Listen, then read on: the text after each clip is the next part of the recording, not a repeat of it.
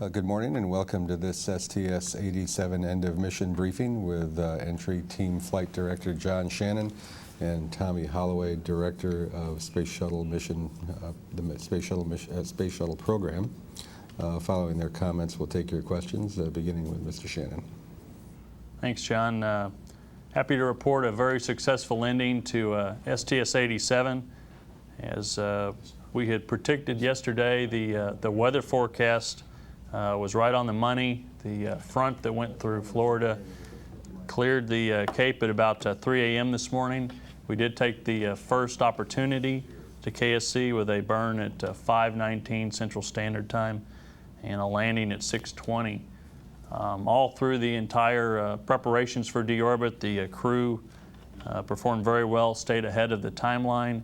There were absolutely no system anomalies, and the team performed in a very good manner.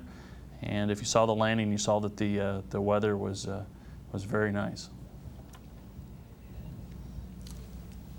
Tommy? 1997 was a good year for the Space Shuttle team. We flew 8 flights, including the reflight of STS-83, and we called it STS-89. We launched every day that we took the flight crew to the pad, which is probably a first in the history of the program. We launched 6 times on the time of the 8 times that we went to the pad. 2 times we launched 12 minutes and 24 minutes late, and those were on days that we had 2.5-hour launch our large launch windows, and were within our 30 minutes of additional hold time that we would have put in the timeline had we been targeting for a 5-minute launch window. The hardware, with a few exceptions, has performed extremely well over this last year. The orbiter anomalies during this flight of Columbia was minimal, and Columbia performed in an exceptional way. During this year, we have introduced into the program a number of improvements and have strengthened the program in a number of ways, both procedurally and with the hardware. We've implemented a RAP-DAP.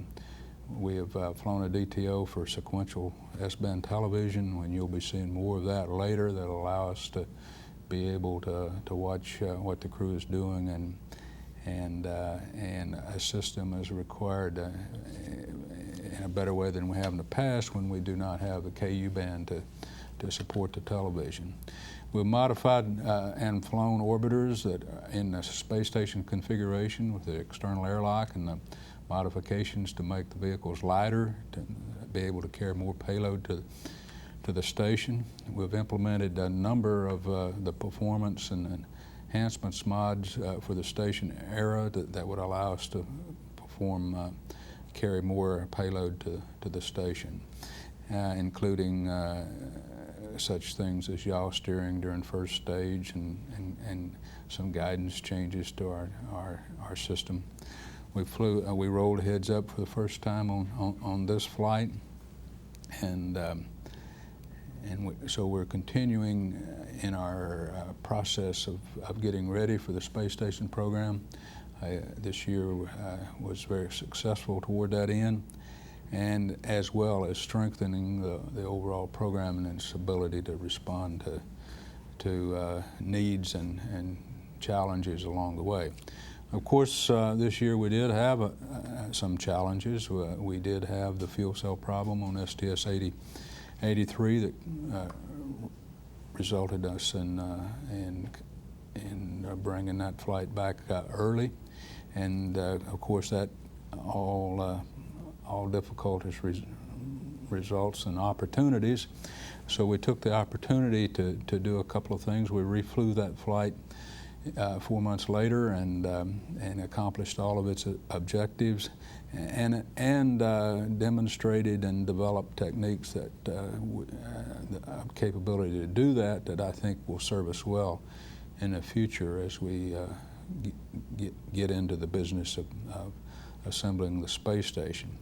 Additionally, during that same period of time, we developed and implemented for the first time on STS-87 a fuel cell monitoring device that if we should somewhere in the future have a similar problem on a fuel cell, we would be able to determine in a better way what the problem was, and if it were indeed the 83 case, would be able to stay on orbit and complete the mission, since that fuel cell really was performing okay.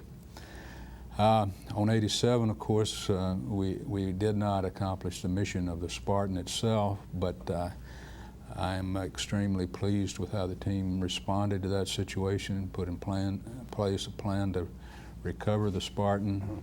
Worked very hard over a 3 or 4 day period, and I might add, worked very well together to evaluate the possibility of redeploying the Spartan and accomplishing its mission. Unfortunately, the forward RCS was not adequate to allow us to do that with the kind of confidence that we'd like to have to ensure that we'd be able to recover the Spartan.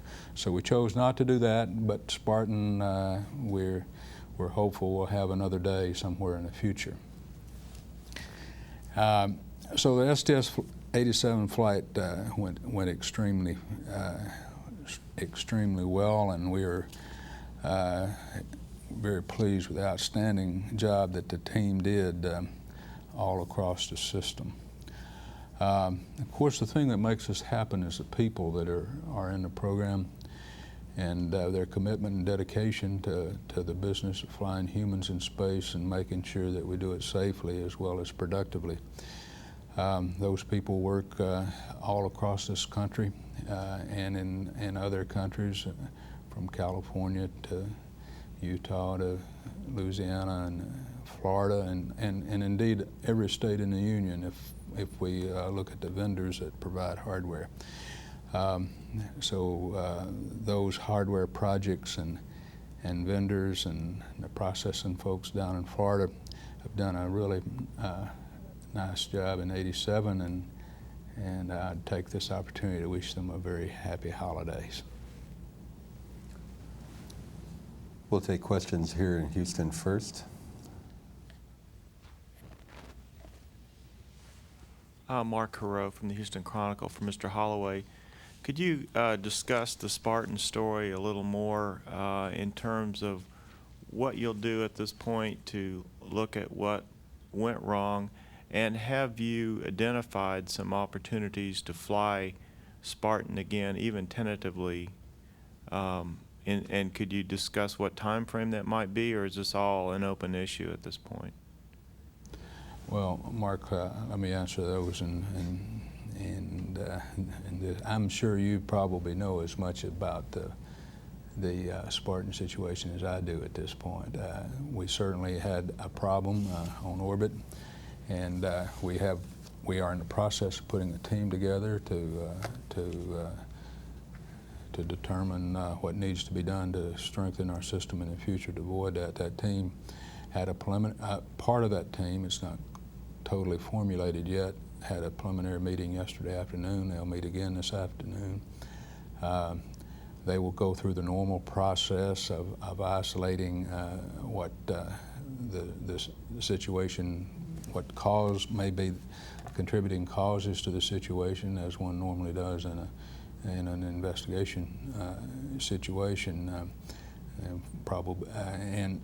of course, we'll have the opportunity to start looking at the hardware next Tuesday, and I would expect in fairly short order we will be able to determine the hardware implications, and then we'll remove the Spartan from the bay if that is in order, and then we'll look at the computers that the crew used and examine those, and we'll go on down the fault tree scenario. I don't know how long that will take. It depends upon where the team needs to go, and so we just have to wait and see. On your second question, in terms of flight opportunities, there are not any obvious flight opportunities in the near term. There are some opportunities for us to make some trades between what we're already planning on flying and Spartan, and it would be premature for me to talk about those. The science folks who are the owners of both of those payloads will need to make those kind of decisions. But the shuttle program is ready to support them in terms of those options. Okay. Columbia seemed to have few difficulties, but I wonder, are there any engineering hardware issues that you'll have to chase that would influence plans next month to launch Endeavour to Mir, or are you still on your planning schedule for that mission? Well, currently we do not have any hardware issues that would threaten the launch in January of back to Mir.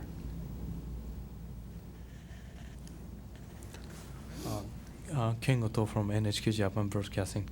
How do you evaluate this mission, and also especially about Mr. Doyle's activities? How do you evaluate? Well, I think the overall mission went extremely well, with of course the exception of the Spartan activity, and the response to the situation on the Spartan went extremely well. The overall crew performance is something that we, from our vantage point here on Earth, is hard to judge, but we think the flight went extremely well and their performance was good. The unplanned EVA went by the books, so we're very pleased with the overall performance of the crew and the vehicle, including Mr. Doy. Any more questions here in Houston? Let's try Kennedy Space Center, Florida. Seth Bornstein from the Orlando Sentinel. Tommy, United Space Alliance is saying that on November 25th, the program management asked them to look at a cut of around $100 million in this year's program budget. And there seems to be confusion on whether this was a request, a goal, a command. Can you explain what went down in this request? Are layoffs? Because USA is now telling its managers to brace for layoffs. Can you try to shed some light on what happened in this communications between you and USA? Well, as some of us think about it, we're in the budget season in NASA, and as part of that process, we look at the overall work that we have in front of us in 1998, and the work that's and the shape of the workforce and the team throughout the years to come. And so we're in the process of reevaluating evaluating our resources available and the work that we have on our plates in 1998. And yes, I have asked the United Space Alliance to go through that process and develop some options that we will iterate and determine what to do in the future.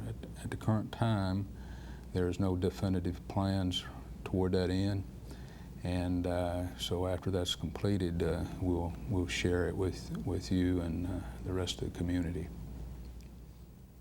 Just to follow up on that, this is a budget you already have passed from Congress. The money is flowing. Is there any particular reason why now you're looking to go back and cut more? I mean, is there a special reason? Is it because money's been raided from Space Shuttle program to pay for overruns on Space Station? The answer to the last question is no. My only answer to the first question is that although it's been approved by Congress, Congress approved it toward the end of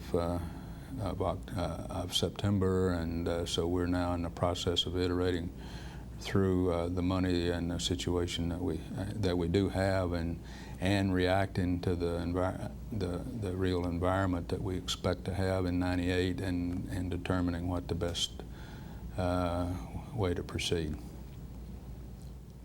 In Earth News, Tommy, can you tell us who's the head of the Spartan Investigation Committee, anybody else who might be on it, and when you would have them report to you with the results or a goal of when you'd want the results of their investigation? The team is still being formed, so I would prefer not to talk about who is on the team. But we would, the first part of it is already meeting. It's going to be chaired by Rick Heeb, and we have not set a target date for them to complete it yet. There's not any overriding drivers that would force us to do it in a short period of time. However, I would think that this is a relatively short-term investigation, and I expect Mr. Heeb and his team will be able to do their work in a matter of weeks. Okay, and looking at the short-range manifests going out the next year or so, most obvious missions I could see where there might be some capacity, if you could get the crew trained quickly enough, would be the AXAF and the Space Hab missions. Any possibility of Spartan flying on one of those flights fairly quickly, rapidly, if it turns out the investigation board can come to a quick conclusion? Well, of course, I can speak. First of all, I've already told you there was not any obvious places to put Spartans, so the answer to your, globally answer to your question is no. AXAF fills up the bay of 102 already. There's not any space to put Spartan on that flight. On the Space Hab flight that's scheduled to go to fly science missions on STS-95 right now, there's not space. There's opportunities to make some trades, as I spoke of earlier, which will be a matter of priorities for our science community.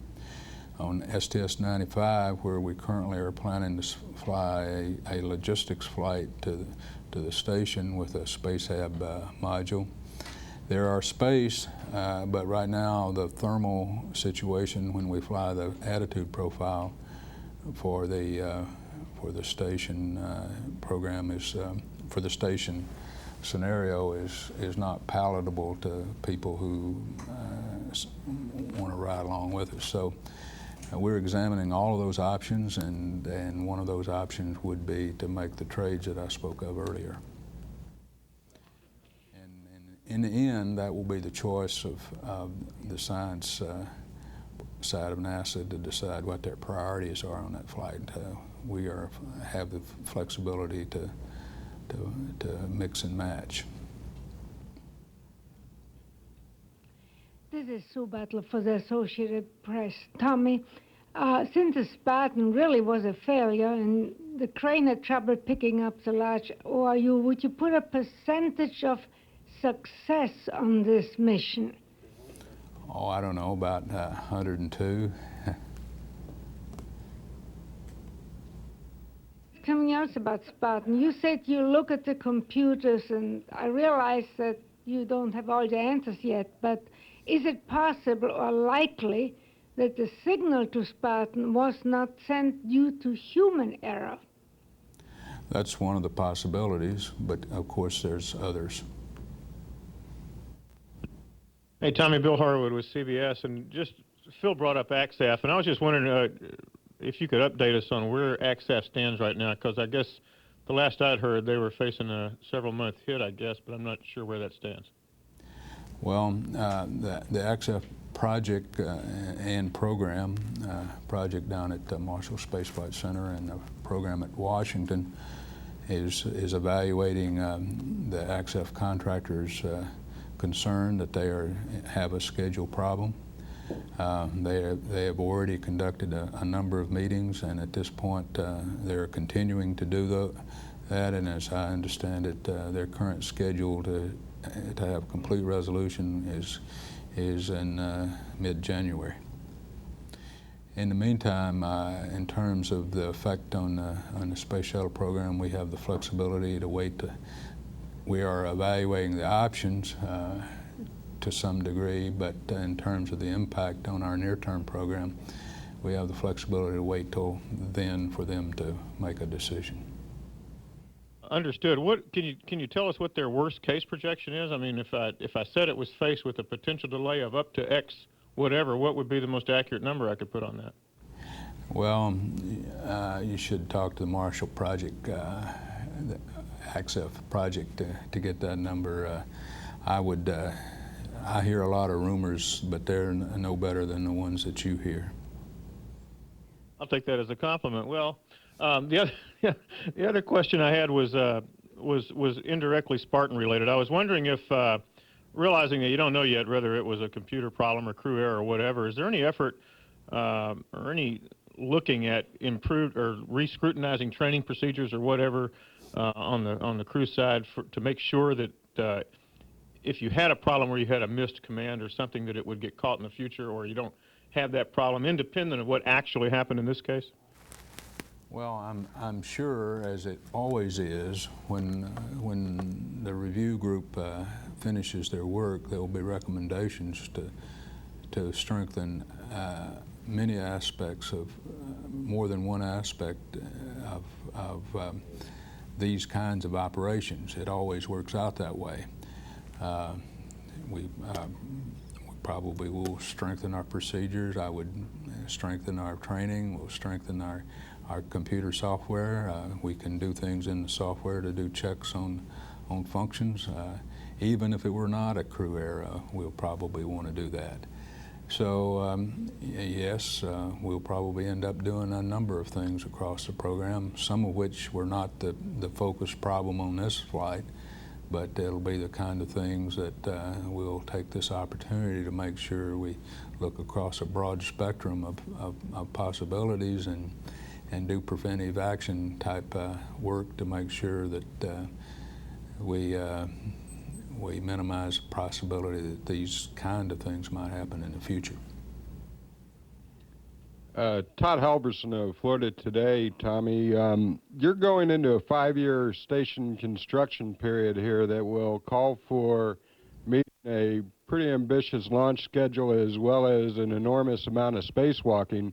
And I'm wondering if you could characterize for us how difficult it will be to meet the launch schedule and whether NASA is prepared for the enormous amount of spacewalking that will be involved in light of the fact that it's probably 2 to 3 times as much as has ever been done in the history of NASA's space program.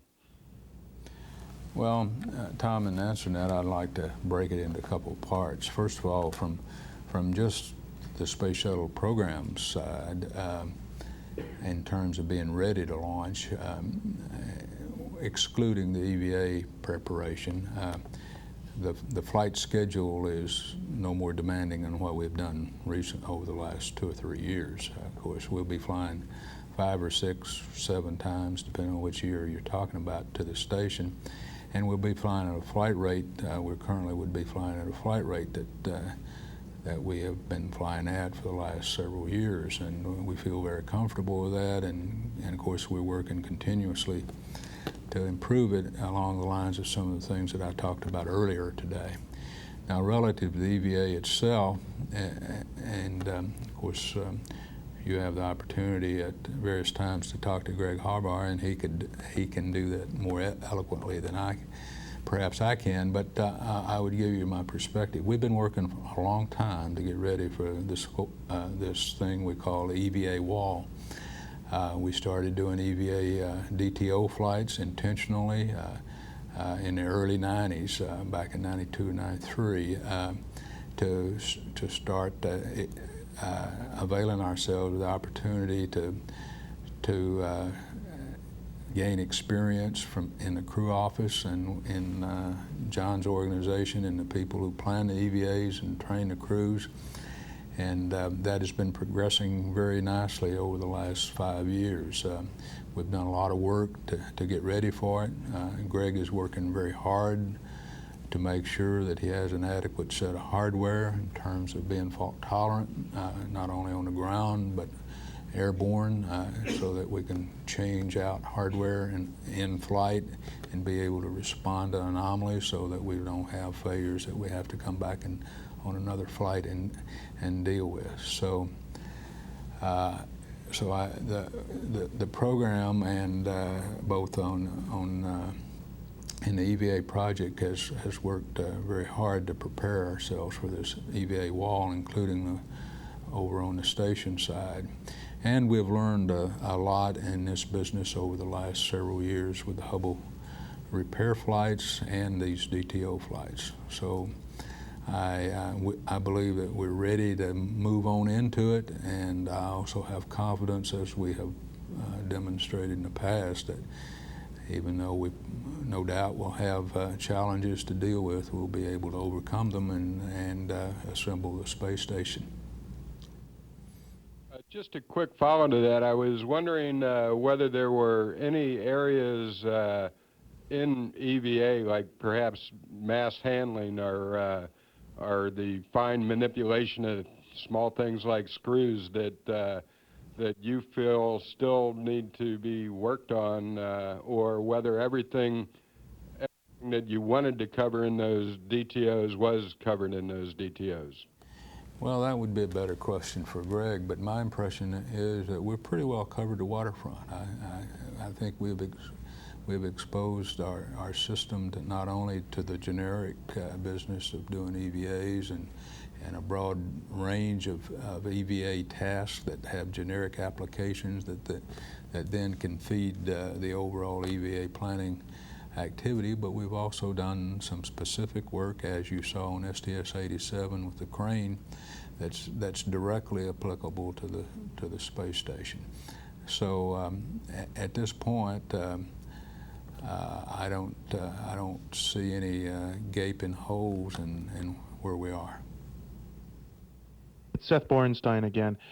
Just getting back to Spartan and the investigation, will someone specifically talk to Kalpana Chawla today and the rest of the crew today about the problems with the deploy and even the problems in the initial attempt at grabbing it? Is that going to be done today? No. Tommy, this is Sue Butler again. Would you fill us in on the results of the investigation of the missing washers on the bolts on the shuttle carrier aircraft, and tell us what happened, and will USA be fined for it, and how much? Well, that situation is still in the review team's hands. They have made a preliminary report and have identified some of the content of the structure of how the work got done, and we do know the flow of what the situation was. As far as the recommendations, that committee, that review team has not completed their work, and so we'll let them go ahead and complete that. So after they get done, we'll be glad to talk to you about it. Give us a hint on the preliminary report, and how many people have signed off on this before it was discovered? There was a number of people who had signed off that the work had been done, but I don't have that number at my fingertips. James McLaren, Angry Thoreauan. Has the loss of the Spartan caused any reassessment of the assembly procedures for the space station? And if similar events happen on the space station, how will they be dealt with? Well, as you know, there's situations where we use the arm on the station, and there's situations where we use laptop computers on the station. So when when our review team completes its work and the recommendations are put in place, whatever we do relative to laptop software and laptop procedures will be applicable, and we'll strengthen those procedures and hardware if it turns out to be a hardware issue. And the same scenario for the RMS. If we need to make changes to the RMS and/or the RMS procedures, those will be put in place. So in a sense, you can see this as an opportunity to focus on some specific things that will in a long term strengthen the overall operations, and depending upon the situation, perhaps the hardware that'll make the station assembly success probability be higher. Those are all the questions from Kennedy. Any remaining questions back here at Houston? Mr. Carell? Thanks. Mark Carreau from the Houston Chronicle, for Mr. Holloway again. Wonder if you could add some context to Seth Bornstein's initial questions about the shuttle budget for 98. Could you discuss how much you'd like to reduce it, and have you fenced off anything in terms of safety or numbers of flights? And is this in response to an anticipated cut in overall NASA funding next year, or what? Can you just sort of explain what's going on here? Well, I would respond to that in generic terms. First of all, we are working a situation to adapt to the budget line that we have, not responding to anticipated future cuts. We also, of course, wouldn't fence the safety situation, as we always do. We would plan on flying the manifest that we currently have, and adapting as required to what happens in the future. So today we're not anticipating any changes in basic top-level requirements in the number of flights, although we will respond to the ACCEF situation if it does move to the right. So there's a broad range of considerations, and in terms of the numbers, I'm not ready to talk about that yet, because that's a function of such things as what happens to ACCEF and so on and so forth. So I think that's about it for now, Mark. In respecting your last comment about that's about it, I guess I'm still not clear on what is this exercise? I mean, are you trying to cut your operations costs more? No. At the present time, we're in the process of shaping the operations part of the program to meet the available funds that we have to spend. If I might just follow, what do you anticipate then that you can spend on the shuttle program in 98? Well, that's a complex question, and we expect to spend a little over $3.3 billion, but the USA's part of that is a lot less than that. If I may ask just one more time, why are you in this situation? I mean, this does not seem like something you anticipated a year ago when you began this planning, and something has developed of late. I guess I'm trying to put my finger on that, or take your guidance on where to look. Mm-hmm. Well, budget planning and budget execution is not an absolute science. So when you find yourself in a situation where, 97 did not work out precisely as it was planned, and 98 has a certain set of numbers to go with it. The out years has another certain kind of set. So we find ourselves in a situation in November and December of 1998 where we are in need of making some adjustments, so we're in the process of doing that. Further questions? King Otto from NHK Japan Broadcasting. And I think next year, NASA is going into the ISS assembly period, and it requires a lot of shuttle mission and also a lot of EVAs and also the RMS operations. How do you prepare for that kind of situation? Is that for you, John, or is she asking that? Well, like Tommy had previously said, we have worked very hard in the operations and the training to anticipate the different activities that will be required to put the station together.